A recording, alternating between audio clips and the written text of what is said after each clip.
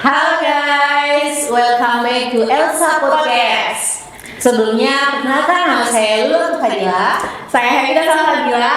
Dan hari ini kita kedatangan tamu cantik dari mahasiswi sastra Inggris. Ya, perkenalkan namanya Dinda Syifa Saidina, mahasiswi sastra Inggris dari semester 2. Nih Dinda, ngomong-ngomong kita dengar Dinda menang Speech contest juara 1 di Universitas Negeri Semarang. Kira-kira boleh diceritain gak nih pengalaman kerennya itu kayak gimana gitu? Iya, jadi alhamdulillah saya memenangkan lomba English Speech Contest di Universitas Negeri Semarang sekitar bulan Juni, pertengahan Juni kemarin. Wah, keren banget Keren ya.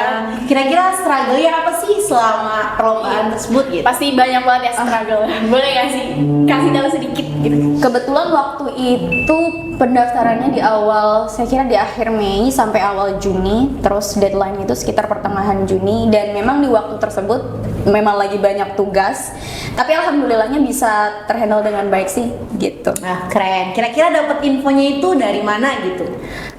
Kalau seputar lomba, waktu itu untuk lomba yang saya ikuti ini saya dapat dari Instagram kebetulan, ya.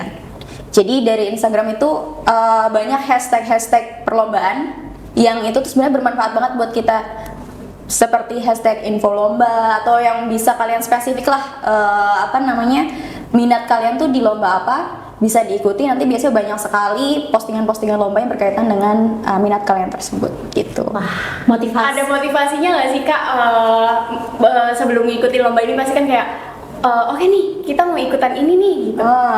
Waktu itu sepertinya memang karena saya pikir waktunya juga tidak terlalu sibuk ya, maksudnya memang banyak tugas, tapi beberapa hal yang ingin saya coba selama jadi mahasiswa Inggris, salah satunya adalah ikutan lomba, dan waktu itu speech saya rasa hal yang cukup menarik, jadi that's why.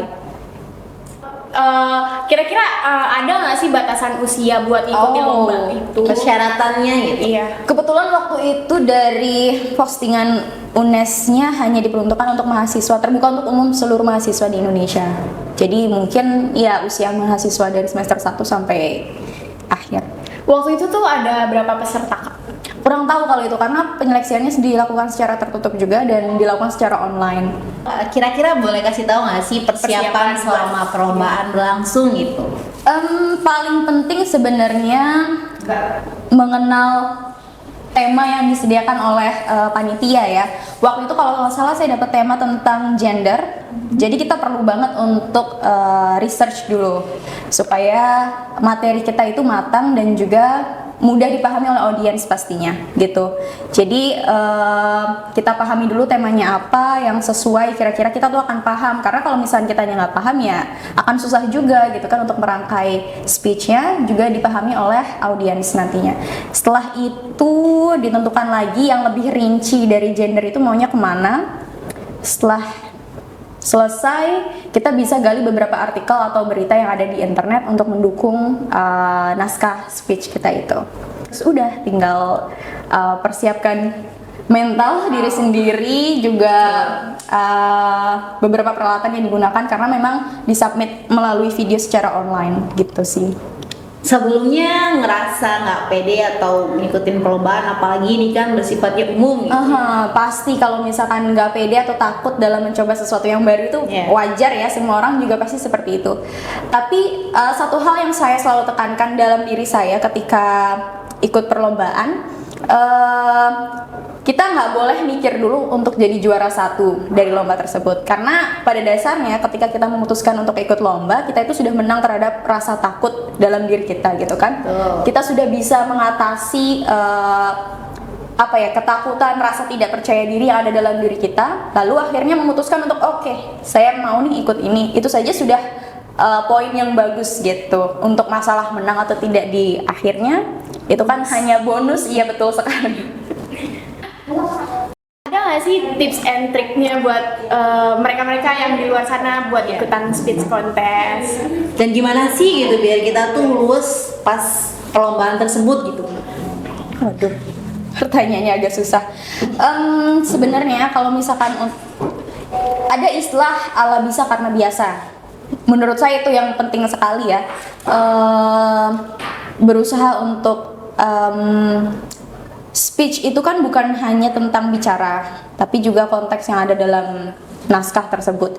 Jadi both kita research konten yang kita mau, juga melatih public speaking kita, dimulai dari kepada teman-teman dulu di kelas. Itu yang paling penting sih sebenarnya, berusaha untuk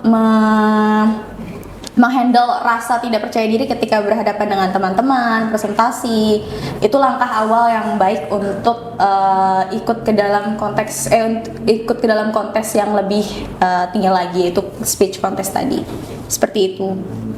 Dinda, kira-kira kenapa sih gitu tertarik sama bahasa Inggris gitu? Alasannya itu apa gitu? Kan banyak nih bahasa-bahasa yang lain juga gitu. Ada Jerman mungkin, atau Mandarin, Jepang. French, betul.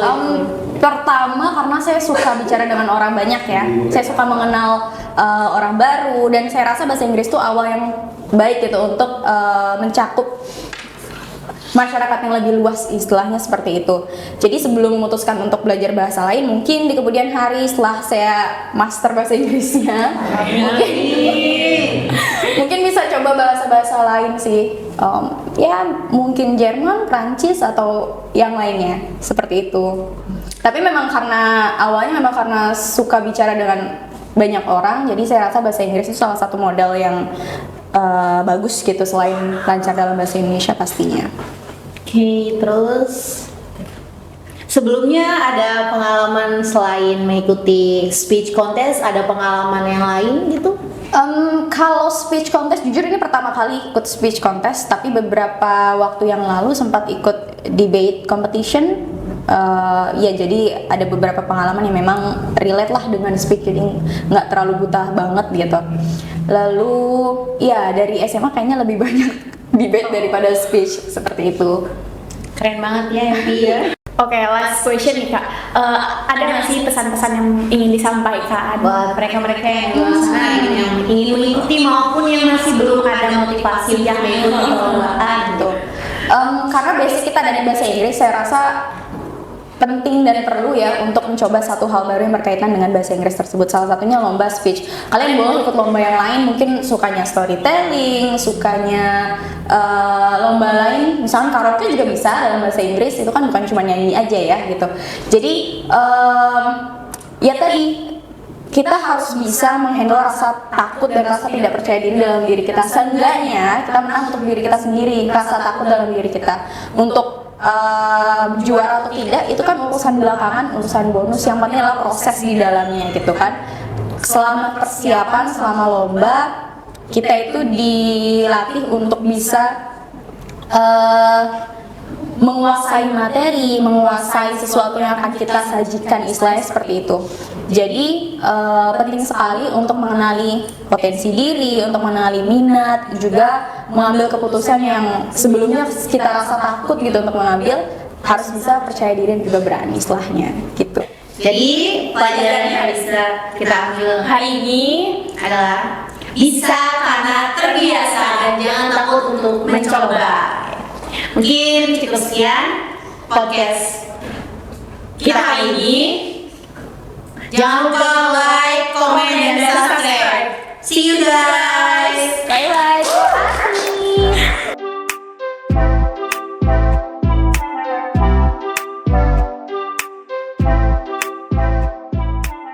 LCIPB Cirebon.